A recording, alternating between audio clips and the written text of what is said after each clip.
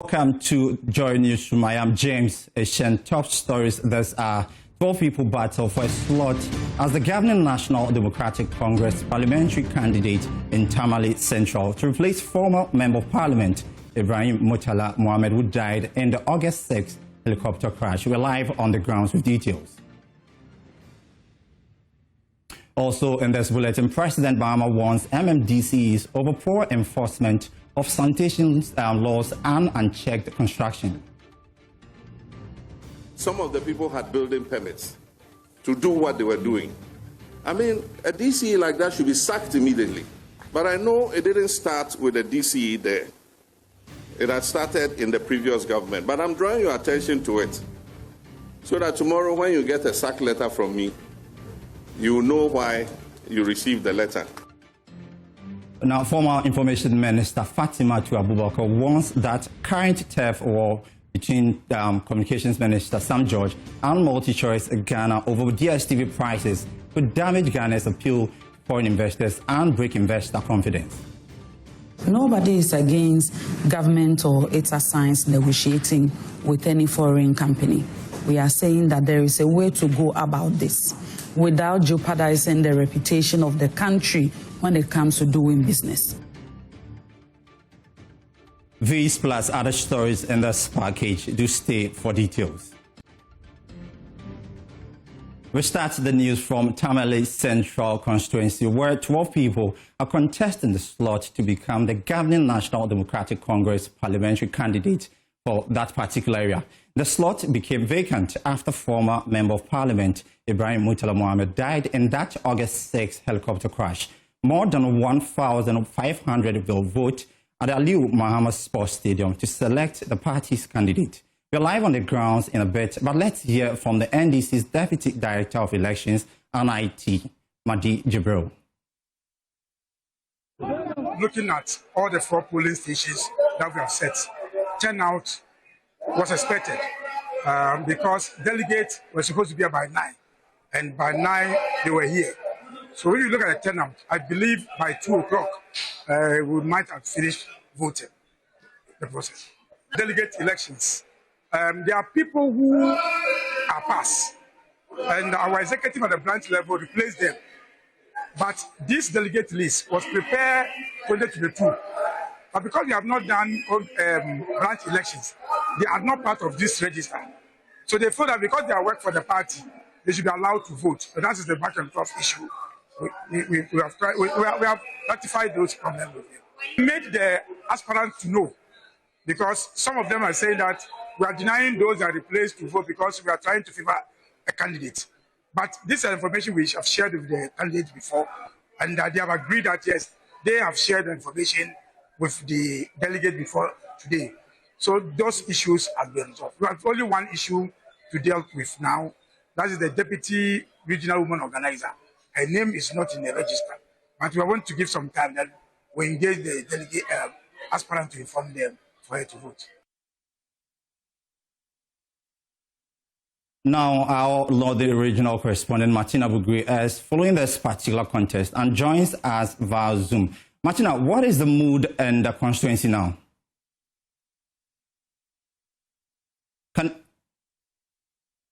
Martina, can you unmute for me? It is a mood of uncertainty because they do not know who is coming out elected. I mean, you speak to the various candidates and everybody is saying, I will pick the slot. You speak to the delegates, they are excited, at least for them, it is the cash season and they are cashing in. And so they are excited because they are making some goodies. But for the aspirants, some are very quiet, they are in a sober mood because of what is happening. Generally, it's been a peaceful election. It's been calm. It started after 9 o'clock, and the process has been smooth. And there were some few hitches, but that has been resolved, like some people not having their names on the register, but that has been resolved. And so as we speak now, everything is calm.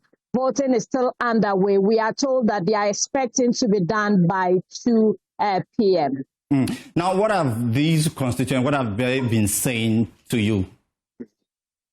what they have been saying is they want a candidate who would continue the legacy of the late MP. They do not want anyone who would come and do something different. What they are looking for is development. And so if they see you have the potential, haven't done others already, then you stand a chance. But that would come out after the end of the election. But for now, what we do know is that everybody says, I would win this election. All right, thank you, Martina Bgenyiri. Martina happens to be our Northern Regional Correspondent. Now, joining us to discuss this further is Dr. Bgenyiri Alidu Bukari, Senior Political Science Lecturer, Head of Department of the Political Science at the University for Development Studies. Doc, what is your expectation for the NDC's Tamale Central primaries being held today?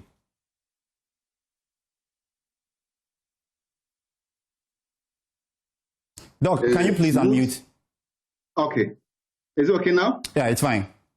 Very good. Yeah, so good afternoon, and then thank you for having me.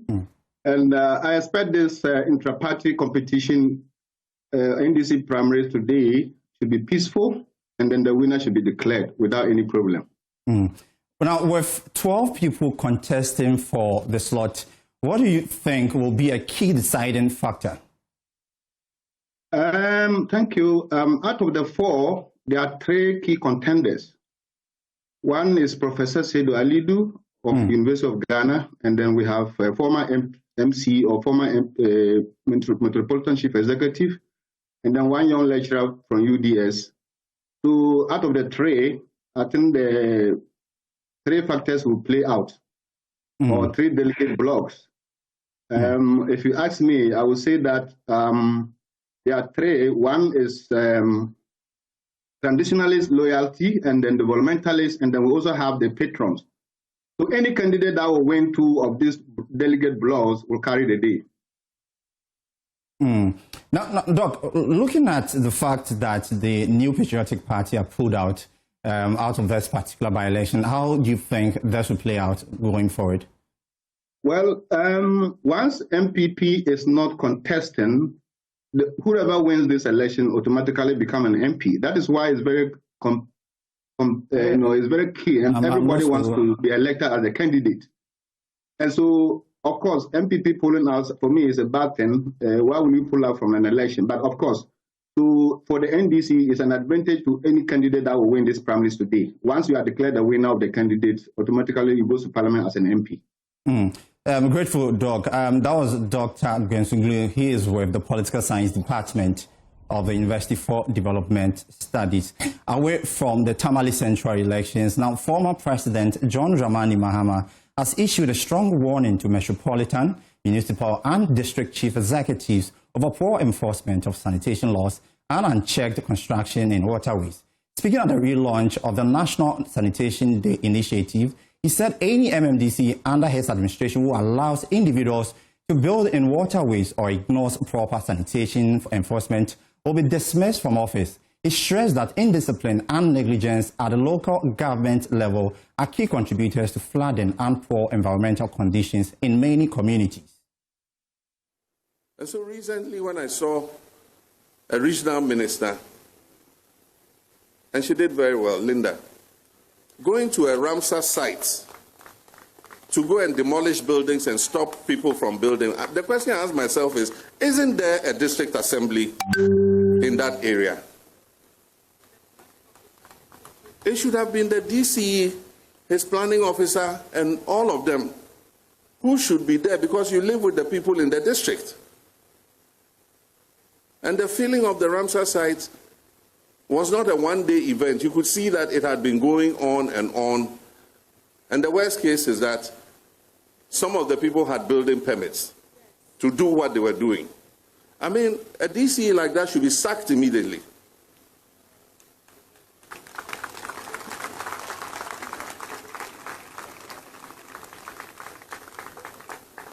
But I know it didn't start with the DCE there. It had started in the previous government. But I'm drawing your attention to it so that tomorrow when you get a sack letter from me, you know why you received the letter.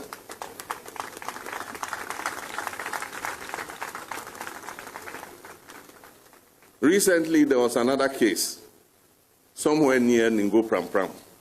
That one was not even a Ramsar site, a whole lagoon. And permit had been given to somebody to fill part of the lagoon to build, they say, a fence wall. I mean, it's unacceptable. And these are the things I want our MMDCEs and regional ministers to open your eyes to. The thing about these lagoons and Ramsar site, you see them and say, oh, they serve a useful purpose. It is because we have taken over those wetlands and those Ramsar sites that flooding has become worse in Accra. Because the rains in Accra come from the Kwapim Mountains. And there are a lot of streams coming down and going towards the sea. And before they enter the sea, they enter a wetland. And the wetland accommodates the water and discharges it into the sea. So can you imagine what happens if you fill that wetland and build on it? Now, joining us on Zoom is a water, sanitation and hygiene expert, Atahin. First, what do you make of President Mahama's directive to dismiss MMDCs who do not enforce the sanitation laws? Thank you very much, and thanks for having me. I think that, we are excited. We are so excited about the fact that the president is beginning to talk tough. And that is what we need to improve sanitation in this country. You know, when the Ministry of Sanitation and Water Resources was dissolved, stakeholders were not happy.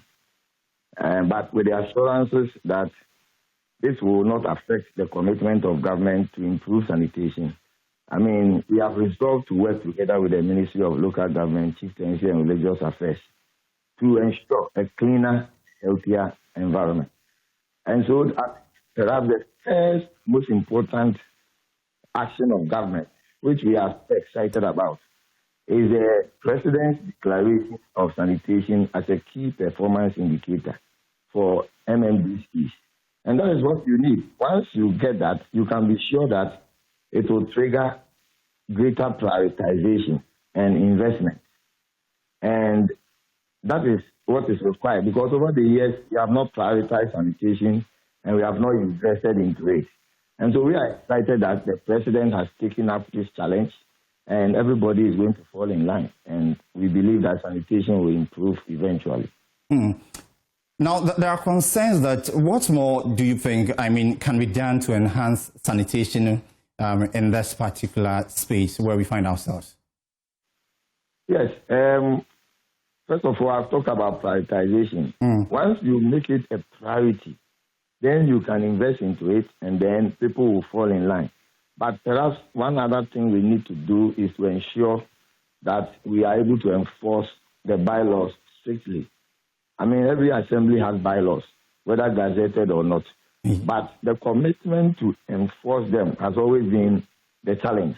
And so going forward, I think that the MMDCEs should ensure that they enforce their bylaws and the politicians should allow them to enforce them. Sometimes you find politicians intervening for people who are family members and friends who fall foul of the law.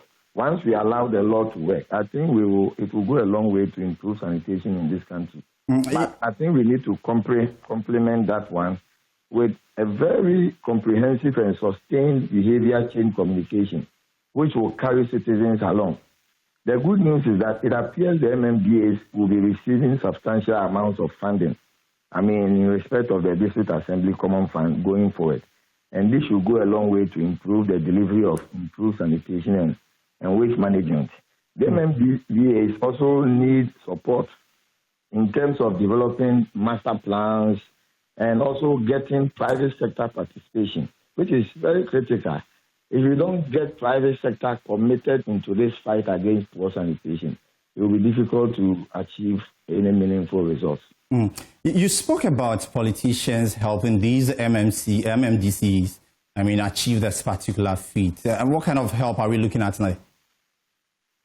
Yes, I'm now looking at giving them that political will, allowing them space to innovate, allowing them capacity building, and ensuring that they support them in terms of development of sanitation master plans. Because you see, the MMDAs or the MMDCEs may have the will to do it, but do they have the will without? Do they have the capacity?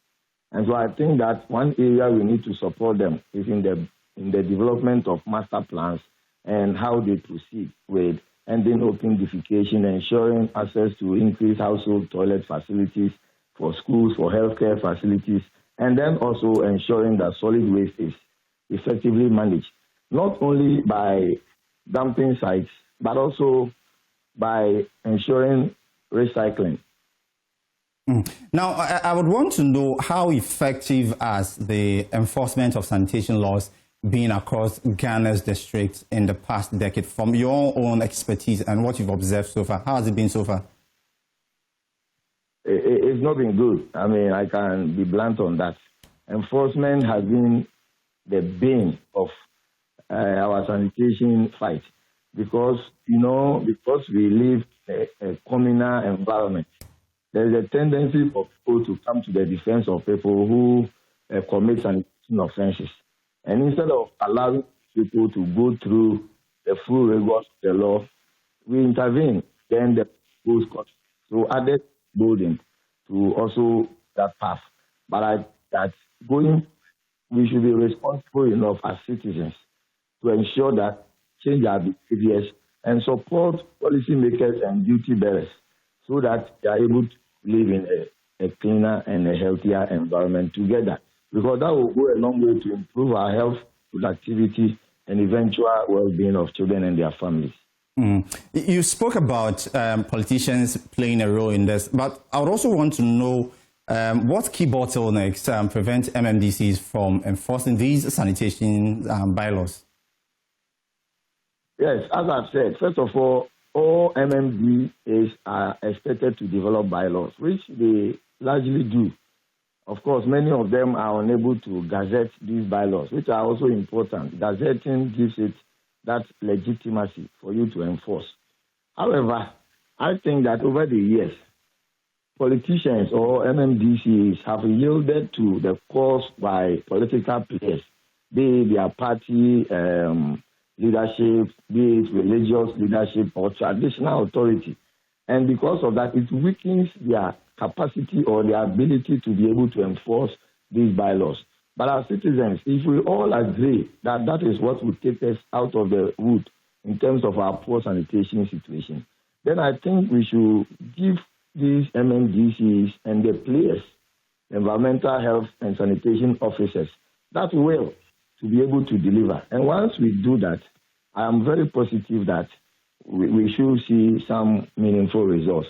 But once again, we want to commend the president for taking up this challenge and ensuring that he leads the process of getting Ghana improved sanitation and waste management.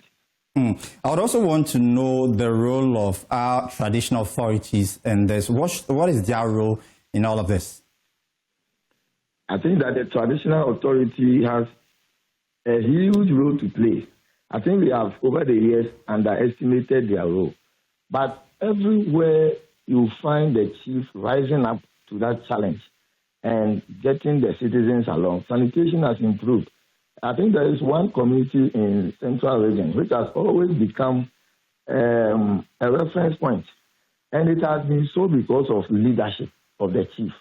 And many people travel there to go and see how the place is looking like. And so I think that the beauty of having the chieftaincy institution as part of the Ministry of Local Government, Chieftaincy and Religious Affairs is for them to be able to collaborate effectively with religious leaders and also the political players to be able to improve it. And so I think we should give them a big role to play in terms of rallying their people to improve sanitation in their communities. Now, this is not the first time we are seeing this. How different would this be from what we've seen over the years? Yes, I agree with you. This has not been the first time and will certainly not be the last.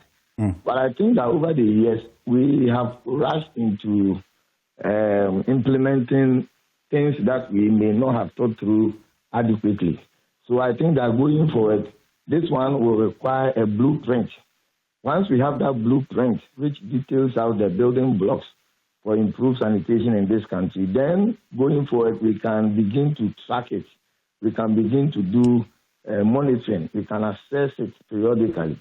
And I'm happy that the minister has indicated that he is also committed to introducing what he calls the league table for MMDCEs, where he is going to have a certain level of a certain set of indicators to measure the performance of MMDCEs in terms of improved sanitation.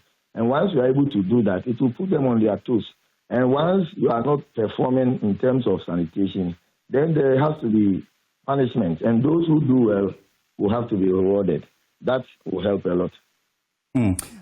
Grateful to have you, Atayin. Atayin happens to be a wash expert. Now, away from sanitation-related story, now, former Information Minister Fatima Abubakar says she's worried that the current turf war between Communications Minister Sam George and MultiChoice Ghana operators of DSTV could damage Ghana's appeal to foreign investors and break investor confidence.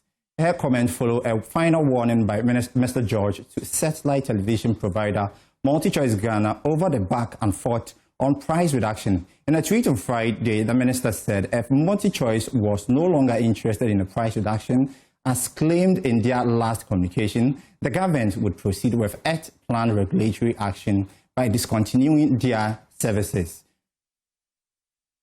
Now, let me take you to the tweet now, and it clearly states, let me be clear, I have no intention to continue tolerating the disrespect to Ghanaians by DSTV. If MultiChoice is not interested, as they claim in their last statement, in discussing a reduction in price, as they had indicated to me, would proceed to effect the shutdown tomorrow, as indicated. DSTV indicated their willingness to engage the ministry on its concerns on pricing and prayed us to stay our enforcement action. If they have changed their position, then we simply would enforce the regulatory action. No company is above the law. When MultiChoice is ready to discuss price reduction, they can come to the negotiation table. Until then, there's nothing for us to meet over. The National Communications Authority, Ghana, would carry out enforcement. Ghana is open for businesses that respect our laws and institutions. And that's the tweet coming from the Communications Minister, Honorable Samuel Nate George. Now, speaking on Prime Insights earlier today, former Information Minister Fatima Abubakar said such disputes could damage Ghana's appeal to foreign investors. Nobody is against government or its assigns negotiating with any foreign company. We are saying that there is a way to go about this without jeopardizing the reputation of the country when it comes to doing business, because we need the business. Ghana doesn't have a lot of unicorns. Probably Dangote Cement, Nigeria, they may have. We have a very extensive entrepreneurial market. But if you look at the contribution to GDP, the actual numbers, you realize that we always need investments. So why not, if you have reservations about MultiChoice, and let me put this in context. MultiChoice is not just about DSTV. MultiChoice has multiple products: Showmax, GoTV, DSTV, and also at the various subscription categories.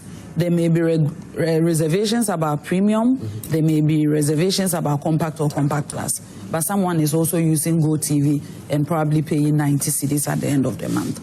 So if there is reduction in pricing, it's something that we'll always negotiate. Remember that last year, or barely a year ago, when we had this challenge with cable cuts in the sea when it comes to the fiber optic cables, the government had to step in and say, what are the alternative ways to get Ghanaians affordable internet at top speed? And that's how come we needed to quickly introduce Starlink into the Ghanaian market. And what that proliferation was supposed to do was to give alternatives in the market, to break the monopoly from probably a telco that has established or built a lot of network and has a substantial control over the market. and introduce an alternative that may eventually be cheaper. And I'm saying that it is not as if there is only one solution in this situation. If it's all about the subscription because MultiChoice has enjoyed monopoly over a long period of time, you ask yourself, is there any company or product on the global market that we can introduce in the Ghanaian space to introduce competitiveness, to naturally beat down the price because there is no monopoly? Right. Is there a way even to negotiate in different directions? And you know there is an ongoing acquisition with DSTV so far as Canaplu is concerned. So there are tiers to the negotiation. And I'm saying do a lot of it behind the scenes, in camera, rather than social media banter. That's all I'm saying. Okay. Meanwhile, Ghana's High Commissioner to South Africa has appealed for calming the disagreement between the Communications Ministry and pay TV operator MultiChoice. Benjamin Kwashi is advising that the matter be resolved through behind-the-scenes diplomacy rather than public exchanges. Makes it difficult for some of us as diplomats is that we've just gone through orientation and we've been given KPIs. The KPIs, we need to achieve them because there's a reset agenda that has to do with diplomacy as well. And I believe that ambassadors are supposed to go out there, get people to come and invest in the country and all of that. So when it happens like that, it becomes a bit challenging. But I can assure you that the President Dramani Mahama we know and his administration, I am sure that in the days and weeks to come, we'll get... Why is it difficult for anyone in government to just ask the communications minister to at least tone down? Is it because he's confident that, well, this is the only way out? The communications minister is not just operating in a vacuum. He has indicated as to pricing policies in the sub-region. He believes that we are not getting value for money. He believes that we are paying more than we are getting. And I think that the first communique that came from MultiChoice, they also indicated that there are certain operational costs that they are incurring. That is why it's going to be difficult. In fact, in their first release, they indicated that they were going to consider reducing prices, but not under the time frame that the Minister of Communication has given. But I believe also that the Minister of Communication also believed that over the years, they've been able to take more and have given us not the kind of service that we want. I think that the Communications Minister, we all know him, he wants to enforce the law, and I believe that we'll go to him and passionately appeal with him that this is the Africa we want. This is the trade we want among ourselves. You see, the good thing is that when he did it with MTN, quickly it was resolved. MTN also has got its roots from South Africa, and it was resolved. So I can tell you confidently that South Africa is not happy to have a trade war with us when it comes to MultiChoice. They want to get this resolved, and according to what the minister is saying, I'm sure that we'll get it. Some say we shouldn't even worry as Ghanaians because whatever the case, MultiChoice is exiting the Ghanaian market. Canal Plus will be the ones on board, and that will present us with new opportunities. Is there more to it in terms of investment? Because some would say MultiChoice is going anyway. Well, and so that is where we are looking at the diplomatic aspect of it, so that even if they are going, they don't go bitter. They don't think that their businesses were not appreciated in Ghana. I'm saying that MultiChoice, you and I know that MultiChoice, I remember when I was having this discussion at home, I was told that if MultiChoice is gone, how do you watch your soccer on EPL and others? But I think that the interests of the Ghanaian people come first. The interests of the South African business people also comes first. We would need to marry the two and ensure that we do what is right for both parties. The minister believes, and I also believe, that MultiChoice has indicated that it's true, we'll have to do a reduction, but not under the framework that we have now. How do we solve it? We need to sit down and ensure Some say this was a... Now, on the back of this, joining us on Zoom is visiting assistant professor of law at the University at Buffalo School of Law, New York, Dr. Theophilus Edwin Coleman. Doc, from a legal standpoint, how much authority does the Ghanaian government have in directing a private operator like MultiChoice to reduce subscription prices? Thank you very much for the opportunity. And I would say from a legal standpoint, it is not that straightforward as it is being made to see, as the minister is putting it out there, because the scope of the law is quite very specific. And if you see the intent of the law, it is meant that most of these issues are actually resolved behind the scenes. And most importantly, when it involves a multinational corporation like MultiChoice, it necessitates further care in terms of the communication. I really side with the position of the ambassador, the High Commissioner to South Africa, in the previous views shared, that this is a very sensitive matter that has several layers to it. I know the sentimental value attached to it by so many Ghanaians by virtue of how we want to do our things and with our soccer, but it goes way beyond it. For instance, if we should move to shut MultiChoice down, I wouldn't be surprised of a lawsuit against the government of Ghana, because I see so many potential infractions of the Electronic Communications Act. Now, are there precedents in other African countries where government have intervened in subscription prices, and how did those cases end? No, in terms of pricing, one of the things that you need to understand is that generally on the African continent, one of our major problems in terms of corporations from other African countries coming into, let's say, Ghana or other African countries as well, or going into other African countries as well, has been how we treat those corporations.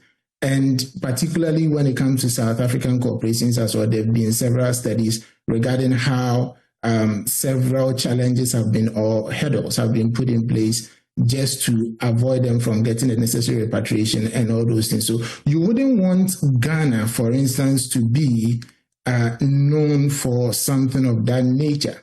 And like the minister said, even if the High Commissioner said, even if the MultiChoice is leaving Ghana, you wouldn't want them to live in a state of bitterness. You would want them to conceive Ghana as the bastion of business activities.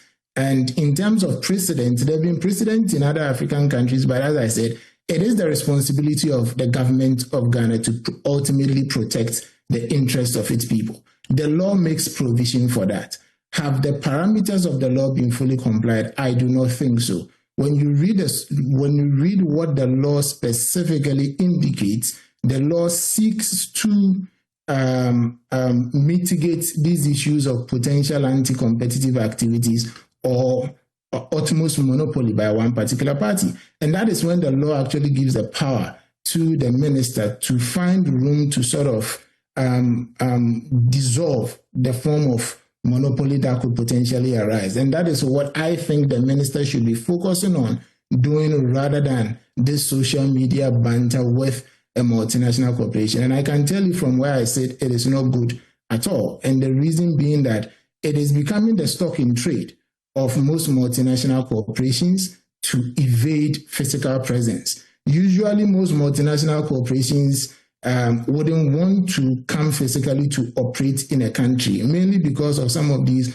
potential, sometimes prejudices about political interference, sometimes issues about lack of judicial independence, among other things. So when we display some of these issues openly and not do it from a diplomatic or negotiation standpoint, which the law actually creates room for it to be done, that is a big problem. Currently, what the minister is doing is basically presenting what is called a Hobson's choice. Reduce your price and come and talk to me. Decide that you reduce your price and come in and talk to me, so we negotiate. That is not how it is done in an open market economy, and that is not a very good message that should be sent across.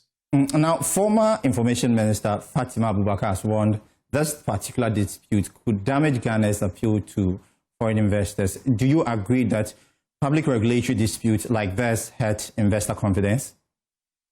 Oh, most definitely, because there are so many layers to international trade. There are so many layers to international business. And one, if you're an international business student or international commercial law student, one of the cardinal principles that you will learn is all about the fact that predictability and certainty in operation and efficiency is one of the things that should help you to operate in a particular jurisdiction. So if you don't have that assurance relative to the fact that you operate smoothly, it can impact investor confidence and the extent to which businesses would want to operate in Ghana.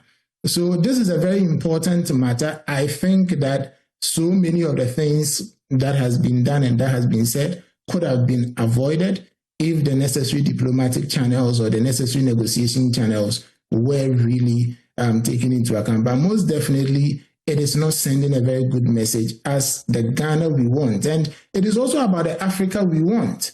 And this is a cooperation from an African country. We wouldn't want to create a legal framework or a framework that repels multinational corporations from sister African countries. That isn't a good message to send across.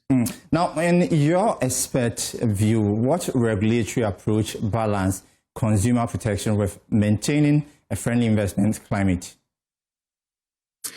The law actually makes provision for all of those, especially when the minister anticipates potential monopoly and anti-competitive activities. And in any efficient commercial society, what you would want is that equilibrium, that balance, consumer protection relative to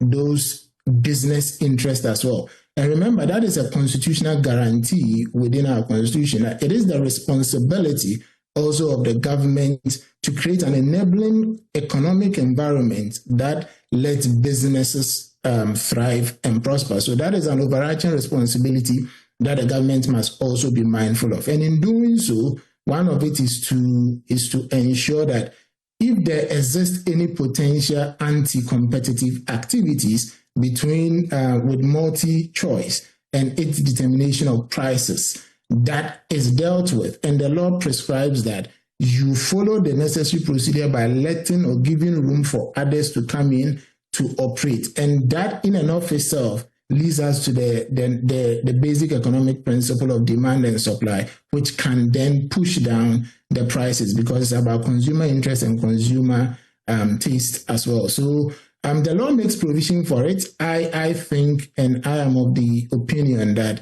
the threat is not serving any good for the business interest of business people in Ghana, and that the minister needs to, with the necessary respect, to tone down, because at the moment it is becoming like a government action against a private entity, which shouldn't be the case. And in any case, if there is an anti-competitive issue that consumers are complaining about, one of the avenues that the consumers would want to take up is to take it up themselves. Then it becomes a private-to-private matter. Use the necessary processes that the law has provided to push for such reduction. And the point again is we need to hasten slowly with such governmental action in a private entity and making a request that also becomes part of the proprietary right of a business, like the minister making requests about how you determine your pricing. It's like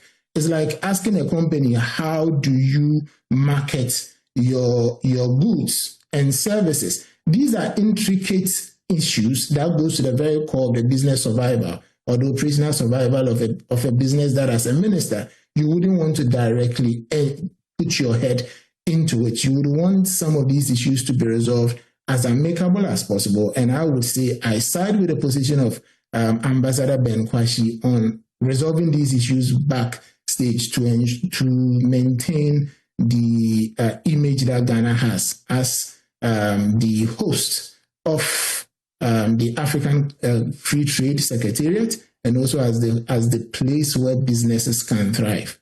Yeah. All right, great for having you. Now, we'll take a breather now, but that was a legal perspective. Welcome back to the Joy Newsroom. Moving on, former Attorney General Ni Ayikoye has called for the establishment of a committee of inquiry to investigate the Bgenyiri feud, which has so far claimed 31 lives and displaced about 48,000 people. Speaking on Joy News' News 4 on Saturday, September 6th, Mr. Otu stressed that the conflict is a serious national issue requiring urgent attention. I'm saying it's not that simple. Right. It's just the chief's son says, please, you can't get here because this is not part of what was sold to you. Where did the others come into the fray? Why somebody sitting on his motorbike to go and check something and he shot? He was not part. So why all the displacement? What is happening there? I think we need a committee of inquiry into a very serious matter of national importance, that people are dying. And as you rightly pointed out, refugees are being created left and right. And like all the others have said, it will affect the, the food and production in the area. So we just cannot. And of course, where police cannot help, we are told that the military should be brought in. So we need to bring it down, whatever it is that is happening there. I mean, what firepower do they have there? Some single barrel, guns and the rest. So let's move in and make sure that this thing is calmed quickly, and then we set up a committee of inquiry to go into the matter. And if there are chieftaincy and land issues, we deal with them once and for all.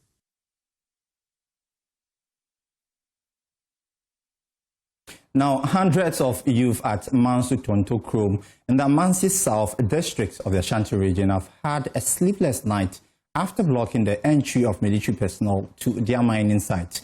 During the protest, the youth blocked the community's entry road at the outskirts of the town, burning ties to symbolize their anger and frustration. About 50 military personnel who arrived at the scene were not able to enter the community. According to the youth, they have mined on their land for decades and are ready to lose it to foreigners. Joining us on Zoom now, let me take you to some other stories as the Zunu Hospital, in Teshima North unveils its new stage of the art administration block, marking 7 years of providing critical healthcare services. Its medical staff is sounding the alarm on two escalating public health threats: the poor management of non-communicable disease and the rising tide of mental illness, both exacerbated by patients delaying professional care in favor of spiritual centers. Amna Sabit has more in this report. Access to quality healthcare is a fundamental right. Yet, for many in Ghana's rural areas, it remains a challenge. But here in the Teshima North constituency of the Bgenyiri region, a private health facility is changing that narrative one patient at a time. The Zunu Hospital is marking 7 years of service with the commissioning of a new state-of-the-art administration block, a symbol of its growing commitment to the community. This is a remarkable day in the history of Zunu Hospital. We started on a very low key, on a very low note. As we grow, we responded to the health needs of the people. We keep on adding on more facilities. As the pressure keeps on, we have to also keep on improving our services, our infrastructure, our diagnosis, and everything that we need to provide to be able to meet the healthcare needs of the indigents, the communities around. But beyond the bricks and mortar, the hospital's medical team is confronting a silent epidemic. Chief Executive Officer Dr. Emmanuel Sinvla identifies non-communicable diseases as the leading battleground. Currently, the most critical health conditions are the non-communicable diseases. Diabetes, hypertension, asthma, and it's becoming so rampant. And I think adding this facility, we have made provision for a lot of diagnostics, a lot of space, and a lot of resources, both human and equipment, to be able to cater for these emerging health conditions, mostly the non-communicable diseases. The delay in seeking proper medical care is a concern that echoes in the hospital's mental health unit. Gilbert Dawn is a mental health practitioner here. He shares the alarming increase in mental health illnesses in the area. In recent times, the rise in suicide issues is coming up, and then people harbor things and keep on smiling outside. Now, very often, when I encounter patients with mental issues, especially those in the bad state, you realize that they would have visited a lot of traditional healers. Others think that is spiritual. So for that matter, they will have to seek for spiritual care and spiritual interventions before. At the long run, when all is said and done and they don't see any results, then they come back to the hospital, at which time the disease has already progressed. But one thing about mental health and all other diseases is that the earlier you seek for intervention, the better the prognosis. The team at Zunio is fighting back not just with treatment but with education. They are embarking on community outreach programs to demystify illnesses and encourage early reporting. We keep on sensitizing the public and the general populace that anytime we encounter some of these cases, let's have a first resort in the hospital. If it fails, I mean, nobody can dispute the existence of spirituality, but then we say that it's a disease that has come. Let's seek for medical attention first before we go to the traditional and spiritual healers. The story of Zunio Hospital is one of modern medicine meeting deep-seated cultural beliefs. It is a story of a facility providing a fundamental right while pleading with the community it serves to trust science and come early. Reporting for Joy News, Anas Sabit, Tichiman. Now, authorities at Mansuman Senior High School in the Ashanti region have been mourning the infrastructural and digital divide between schools in the cities and their counterparts in rural Ghana. Describing the situation as unfair, they argue students in rural communities must struggle with inadequate educational facilities only to set external examination with their counterparts in the cities who are well-resourced and prepared.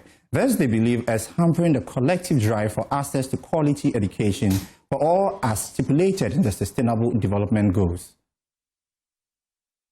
Across Ghana, schools in rural communities continue to grapple with limited infrastructure, from inadequate desks to poor science and IT facilities. Students in such schools must adapt to these infrastructural deficits. At the Mansuman SHS in the Ashanti region, students and teachers are feeling the pinch of the inadequacy. While teachers endure the uncomfortable spaces to prepare for lessons, students must also adjust to the less equipped facilities. Reverend Nicholas Edubeko is the headmaster of the school. Teachers also have a problem where they say normally they are supposed to be in their common room. We have the room, but there are no chairs. So always and all the time you see my teachers sitting under the tree. So we pleading with benevolent bodies and NGOs and even the Retro Club, if they can come to our aid to give my staff room, my office and that of their other administration offices a facelift so that we can run the school in confidence and in pride. Since its inception 5 decades ago, the school lacked a well-equipped modern laboratory. The inadequacy heavily impacted IT education at the school. Kontehine of Manso Actuary Nana Owusu Entry is unhappy with the digital and infrastructural divide. Nadiana Memidi who yaun say Enkorako Eco City BC near Oko school wa mango duase. And they will course to furnished classrooms, no. A paper chrono mutuana. Yani differentiate. And then you move between among wase. Na yan settle or non questions. Nemo yamani will course school papa no. On any or tidria sissuadi and woman natural the same paper. Sir and Grana Cosette wasi. Na square Tissay share crasse. One achimota any adisade and no top for the same paper there and yes we hand over these computers to you. The school is seeing a facelift in its IT infrastructure following investment from the 4 Garrison Charter of the Rotary Club of Kumasi. The group has commissioned an IT laboratory equipped with 40 desktop computers, desks, and other ancillary facilities to support the digital education. Augustine Nkrumah is the charter president. We choose Mansumai SHS to donate because they don't have computer lab here, and there's a commitment of Rotary. That's what we do. We help less privileged communities to support them, make impact in their life. It is going to improve immensely because now we even dreamt of having an ICT as an elective subject. so that we can also follow the current trends of IT activities in the world. The Rotary Club 9104 district continues to impact communities in various areas including education, healthcare, water access, peace and conflict resolution, amongst others. Rudolph Canton is Assistant Governor of the club. And this project, you no doubt, is going to make that impact. The students are going to be able to connect with the world now, and they have these computers. They will improve their IT skills. So it's going to make a lasting change, great impact, measurable impact, because it will show in their results. For Joy News, my name is Emmanuel Bright Kweku. As thousands of final year senior high school students prepare to step into life beyond the classroom, the Church of Pentecost, together with Scripture Union Ghana and the Ghana Education Service, has launched the second National All-Leavers Summit in Accra to guide them with mentorship, career choices, and spiritual direction. There is more in the following report. The Church of Pentecost, in partnership with Scripture Union Ghana and the Ghana Education Service, has rolled out the second National All-Leavers Summit in Accra. The program is designed to provide career guidance, mentorship and spiritual direction under the theme focusing, guiding and nurturing the next generation today. Speaking at the launch, Chairman of the National Schools Outreach Ministry, Apostle Professor Joseph Boite, says this year's theme seeks to equip young people with confidence and purpose. On 20th of September, across the nation, the main activity will take place. We will bring along all the centers across the nation. On 20th of September, across the nation, the main activity will take place. We will bring along all the centers across the nation. For all students who are graduating through the SHS to join us, let's thank God, let's praise God, let's pray for our future, and let's be empowered and be focused for a bright future. Our theme is focusing, guiding and nurturing the next generation today. Professor Joseph Boite also urged all final year students to take part in the summit. The Church of Pentecost Schools Outreach Ministry, in partnership with Scripture Union, and then in partnership with GES, what we are doing is that we've come to realize that at the end of every year, when students at the SHS level graduate, they resort to all sort of activities that we believe do not glorify God. Sometimes it ends up in disaster. They go to the beaches to go and swim. You see them organizing dance and jams across the nation. And we want to tilt that mindset. We want to bring their mind to God. If God has taken you through school and you finish school and you are graduating at the SHS level, we believe that come in and praise God for bringing you through. Come in and pray, committing yourself into the hands of God. Come in and be empowered with the word of God and be focused for a glorious and a bright future. Rodaline Banter's report read to you. Now, the fourth Made in Ghana bazaar has opened at the Accra International Conference Center. The three-day fair organized by the Foreign Affairs Ministry is themed championing economic diplomacy, connecting producers, markets, and opportunities. Foreign Affairs Minister Samuel Okudzeto-Ablakwa urged Ghanaians to back the Grow Ghana, Eat Ghana, Wear Ghana agenda. More in the following report.